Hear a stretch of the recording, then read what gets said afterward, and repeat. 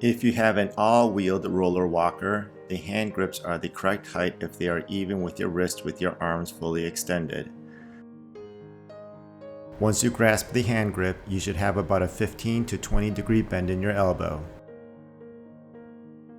The height can be adjusted by removing the pin, moving the handle up and down, and then replacing the pin. By squeezing the handbrakes, you will brake the back wheels. This can help slow you down while in motion. To lock the back wheel, push the handbrakes down. To unlock, pull them back up.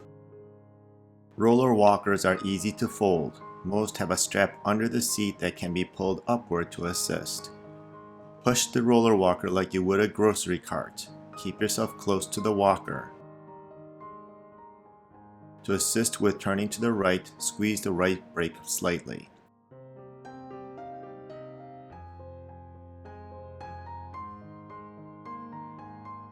If you would like to have a seat, don't forget to lock both brakes by pressing them down.